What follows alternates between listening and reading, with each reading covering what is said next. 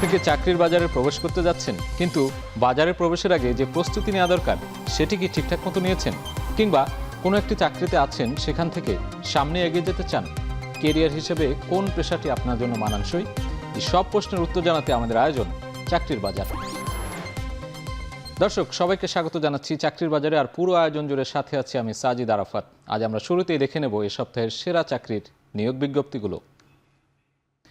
শুরু করতে চাই ব্যাংকের চাকরি বিজ্ঞপ্তি দিয়ে। সীমান্ত ব্যাংক পিএলসি ক্রেডিট অ্যানালিস্ট পদে জনবল নিয়োগ দেবে তারা, এবং আগ্রহীরা আগামী 25 এপ্রিল পর্যন্ত আবেদন করতে পারবেন। সেই নিয়োগ বিজ্ঞপ্তিটা আমরা একটু দেখে নিতে চাই। বেসরকারি ব্যাংক সীমান্ত ব্যাংক পিএলসি প্রতিষ্ঠানের নাম, তাদের বিভাগের নাম বলা হচ্ছে এসএমই সিআরএম ডিভিশন, এবং পদের নাম ক্রেডিট অ্যানালিস্ট, এবং পদ সংখ্যা নির্ধারিত নয়। শিক্ষাগত যোগ্যতা চাওয়া হয়েছে স্নাতক অথবা সমমান। অভিজ্ঞতার ক্ষেত্রে তারা চেয়েছে 5 থেকে 7 বছরের অভিজ্ঞতা থাকতে হবে, এবং বেতন আলোচনা সাপেক্ষে। চাকরির ধরন বলা হচ্ছে ফুল টাইম। প্রার্থীর ধরন নারী এবং পুরুষ উভয় প্রার্থী এখানে আবেদন করতে পারবেন, এবং বয়সসীমা নির্ধারণ করে দেওয়া হয়েছে 33 থেকে 38 বছর বয়সী যে প্রার্থীরা রয়েছে তারা এখানে আবেদন করতে পারবে। এবং কর্মস্থল হবে ঢাকা এবং চট্টগ্রাম, অর্থাৎ সীমান্ত ব্যাংকের যে চট্টগ্রাম শাখা রয়েছে এবং ঢাকায় যে শাখাগুলো রয়েছে সেখানেই কর্মস্থল হতে পারে। এবং আবেদনের নিয়ম যথারীতি সীমান্ত ব্যাংক পিএলসির যে ওয়েবসাইট রয়েছে, অফিসিয়াল ওয়েবসাইট, সেই ওয়েবসাইটই পাওয়া যাবে। এবং শেষ সময় বলা হচ্ছে আবেদনের 25 এপ্রিল 2026। এ পর্যায়ে দেখে নেব আন্তর্জাতিক উন্নয়ন সংস্থা প্ল্যান ইন্টারন্যাশনাল বাংলাদেশের যে নিয়োগ বিজ্ঞপ্তি। তারা প্রোগ্রাম স্পেশালিস্ট পদে জনবল নিয়োগের বিজ্ঞপ্তি প্রকাশ করেছে। এরই মধ্যে আবেদন শুরু হয়েছে, সেটি একটু আমরা দেখে নেব। একটি আন্তর্জাতিক উন্নয়ন সংস্থা প্ল্যান ইন্টারন্যাশনাল, এটি আমরা খুব সহজ বাংলায় এনজিও বলে থাকি। পদের নাম প্রোগ্রাম স্পেশালিস্ট, পদ সংখ্যা নির্ধারিত নয়। শিক্ষাগত যোগ্যতা বলা হচ্ছে যে স্নাতক এবং সমমান। চাকরির ধরন ফুল টাইম। অভিজ্ঞতা চাওয়া হয়েছে 7 বছরের। প্রার্থীর ধরন আমরা দেখছি যে নারী এবং পুরুষ উভয়ই এখানে আবেদন করতে পারবেন, এবং বয়সসীমা নির্ধারিত নয়। বেতন সংখ্যা এখানে উল্লেখ করা হয়েছে। একটি স্মার্ট স্যালারি আমরা দেখছি 1,47,106 টাকা থেকে 1,83,883 টাকা। বেশ ভালো একটি অ্যামাউন্টের বেতন আমরা দেখছি তারা উল্লেখ করেছে। এবং আবেদনের নিয়ম যথারীতি প্ল্যান ইন্টারন্যাশনাল বাংলাদেশের ওয়েবসাইটেই পাওয়া যাবে। এবং আবেদনের শেষ সময় বলা হচ্ছে 25 এপ্রিল 2026। এ পর্যায়ে দেখব বহুজাতিক শিল্প প্রতিষ্ঠান ডিবিএল গ্রুপে অ্যাসিস্ট্যান্ট ম্যানেজার বা সিনিয়র গ্রাফিক ডিজাইনার পদে জনবল নিয়োগ দেওয়া হবে। তারা আবেদন চেয়েছে, এবং আগ্রহীরা 26 এপ্রিল পর্যন্ত আবেদন করতে পারবেন। প্রার্থীকে অবশ্যই বিএসসি অথবা সমমান ডিগ্রিধারী হতে হবে। আমরা সেই বিষয়টি একটু এক নজরে পুরোটি দেখতে চাই। যেটি বলছিলাম, ডিবিএল গ্রুপ অ্যাসিস্ট্যান্ট ম্যানেজার, পদ সংখ্যা নির্ধারিত নয়। শিক্ষাগত যোগ্যতা চাওয়া হচ্ছে বিএসসি অথবা সমমান। চাকরির ধরন আমরা দেখছি ফুল টাইম, এবং অভিজ্ঞতা চাওয়া হয়েছে 3 বছরের। প্রার্থীর ধরন তারা বলছে নারী পুরুষ উভয়ই এখানে আবেদন করতে পারবেন, এবং বয়সসীমা নির্ধারিত করে দেওয়া নেই। এখানে বয়সসীমা নির্ধারিত নয়। কর্মস্থল বলা হচ্ছে যে গাজীপুর, অর্থাৎ গাজীপুরে তাদের যে কাজ রয়েছে বা তাদের যে অফিস রয়েছে সেখানে কর্মস্থল হতে পারে, এবং বেতন আলোচনা সাপেক্ষে। এর আগে আমরা দেখছিলাম যে প্ল্যান ইন্টারন্যাশনাল বেতন উল্লেখ করেছিল, তবে এই প্রতিষ্ঠান আলোচনা সাপেক্ষেই এখানে বলছে। এবং আবেদনের নিয়ম যথারীতি তাদের ওয়েবসাইটেই পাওয়া যাবে। আবেদনের শেষ সময় উল্লেখ করেছে তারা 25 April 2026। British American resource centre নিয়োগ বিজ্ঞপ্তি প্রকাশ করেছে। প্রতিষ্ঠানটি প্রোডাক্ট ডেভেলপমেন্ট ম্যানেজার পদে জনবল নিয়োগের জন্য এই বিজ্ঞপ্তি দিয়েছে।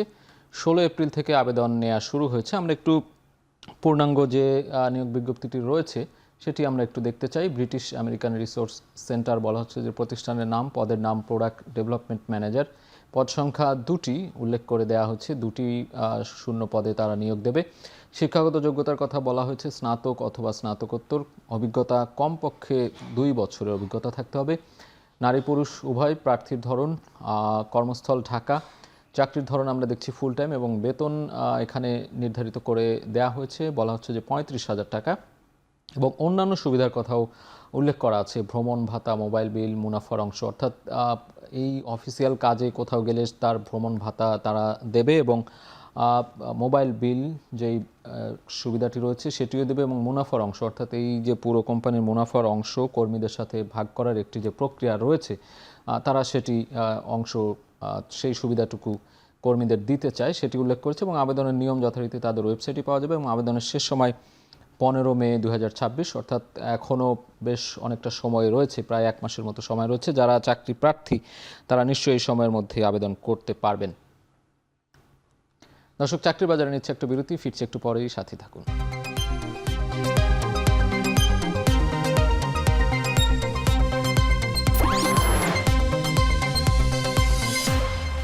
চাকরির বাজারের প্রতি পর্বে আমাদের সাথে নিয়মিত একজন অতিথি উপস্থিত থাকেন, যার মাধ্যমে চাকরি প্রার্থীরা বিভিন্ন ধরনের পরামর্শ পেয়ে থাকেন। আজ আমাদের সাথে আছেন ডক্টর KM হাসান রিপন, নির্বাহী পরিচালক, ড্যাফোডিল গ্রুপ।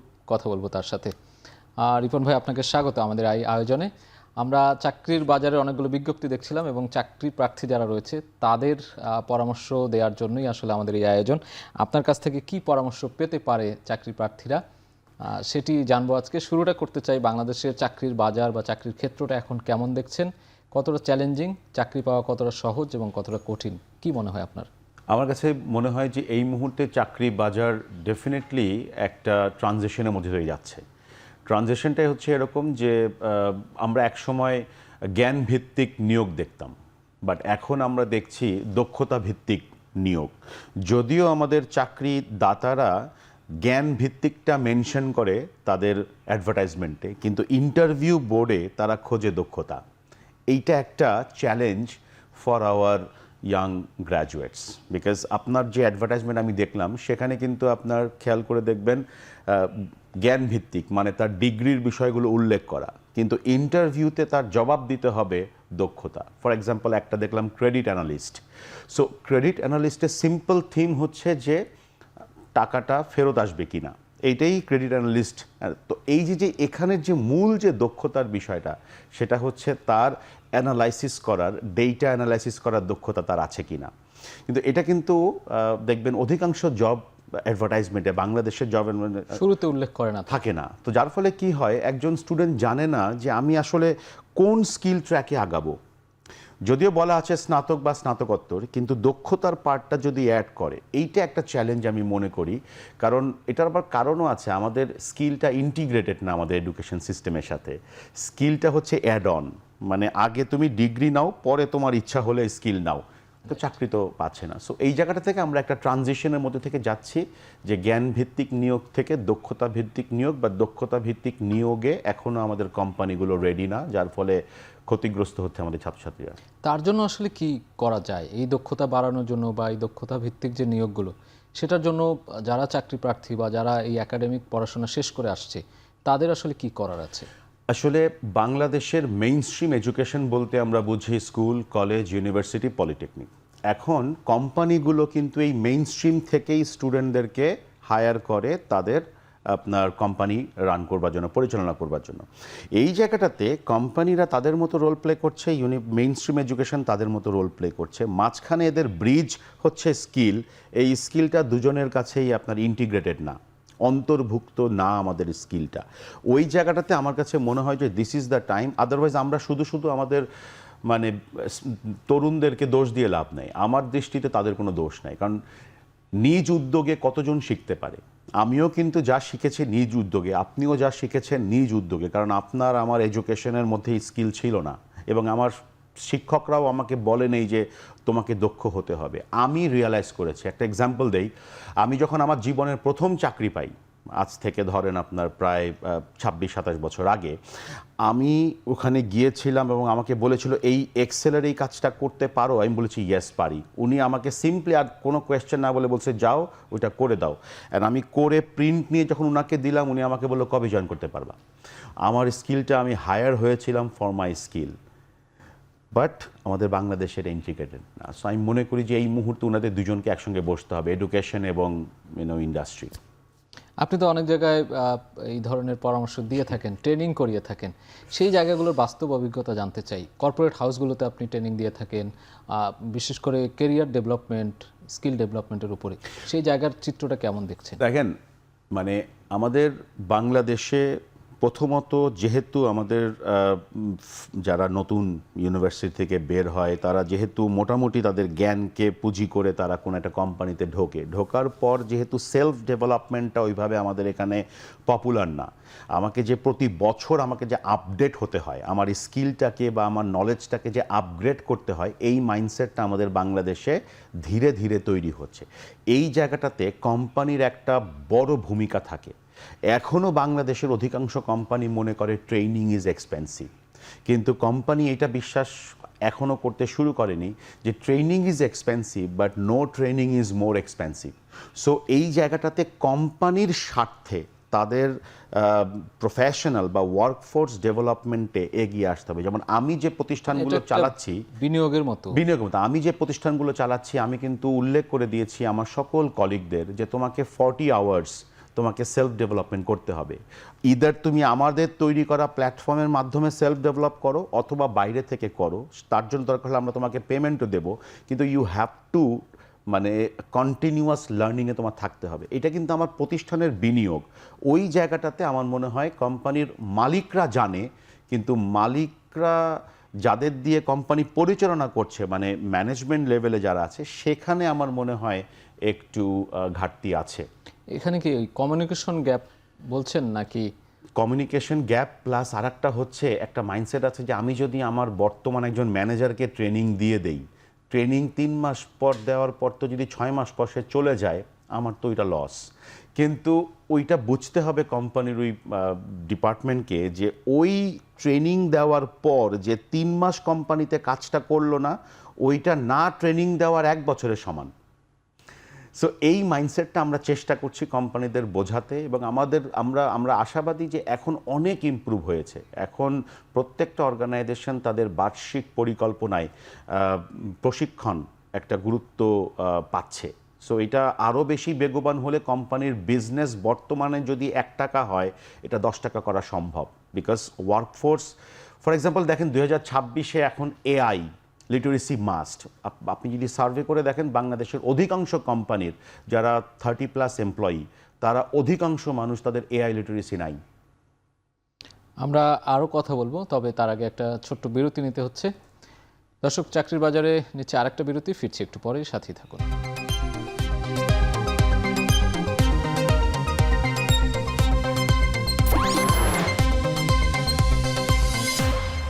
বিরতির আগে আমরা কথা বলছিলাম আমাদের অতিথি ডক্টর KM হাসান রিপনের সঙ্গে। আবারও যুক্ত হতে চাই তার সাথে। রিপন ভাই, আমরা এবার একটু লিডারশিপ নিয়ে কথা বলতে চাই। তরুণদের যে লিডারশিপ, চাকরির ক্ষেত্রে কিংবা অন্যান্য যে কোনো বিষয়ে বলি না কেন, সেই লিডারশিপ কতটা তৈরি হচ্ছে আমাদের দেশে?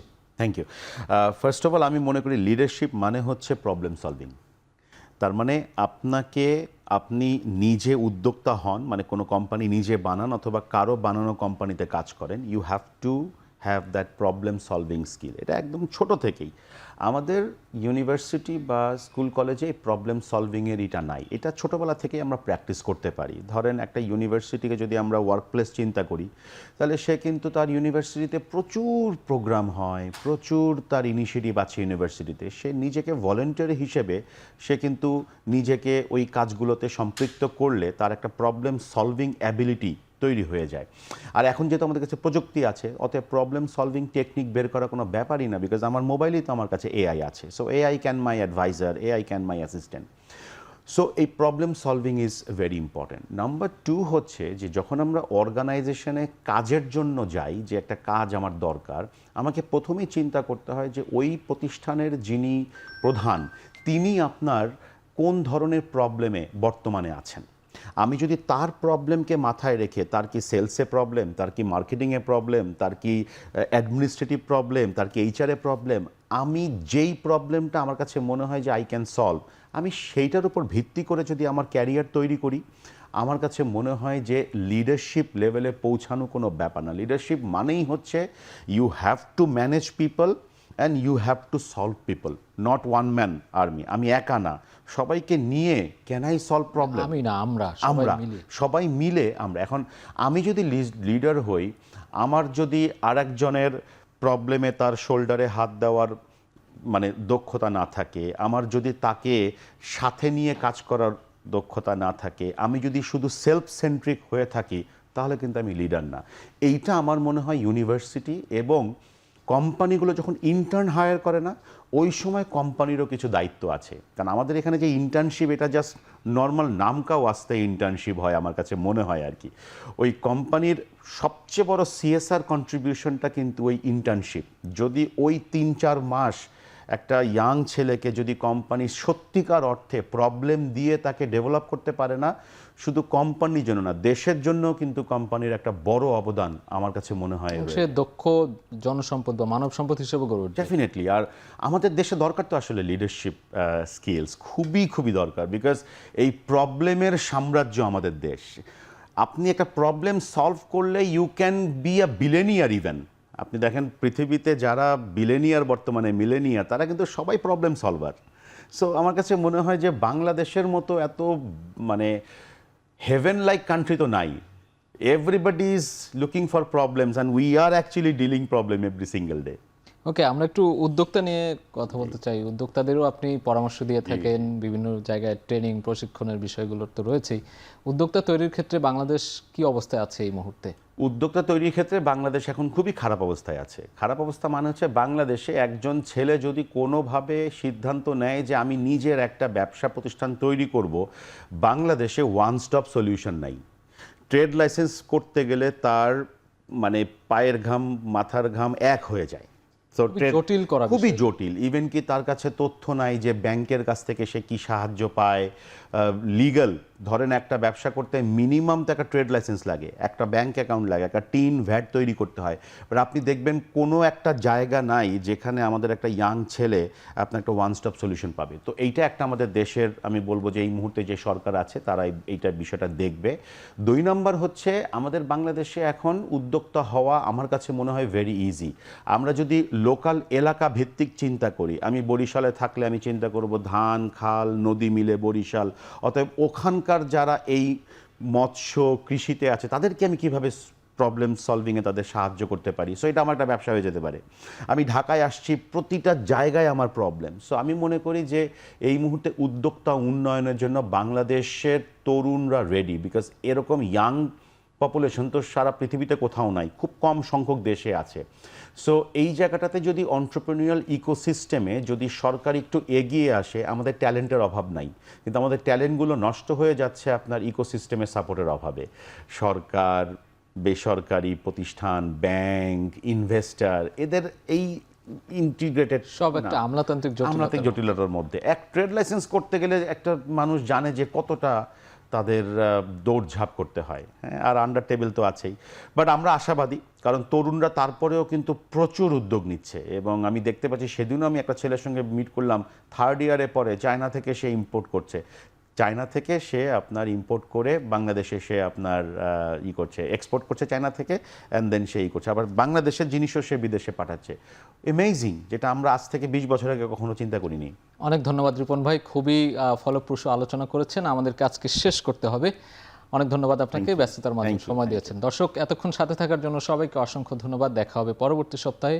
তবে আপনার কোম্পানির যে কোনো নিয়োগ বিজ্ঞপ্তির প্রচারের জন্য আমাদের সাথে যোগাযোগ করুন, এবং যারা চাকরির জন্য আবেদন করতে চাচ্ছেন তারা আমাদের ইমেইলে আপনার সিভি পাঠিয়ে রাখুন। আপনার কোম্পানি বা প্রতিষ্ঠানের নিয়োগ বিজ্ঞপ্তি, সিভি পাঠানোর ঠিকানা চাকরিরবাজার@এখন.tv। শেষ করছি চাকরির বাজার। এখন টেলিভিশন ওয়েবসাইটে দেখতে ভিজিট করুন www.এখন.tv। এছাড়া ফেসবুকে দেখতে ভিজিট করুন facebook.com/tv.এখন। ইউটিউবে দেখতে ভিজিট করতে পারেন youtube.com/c/echontv।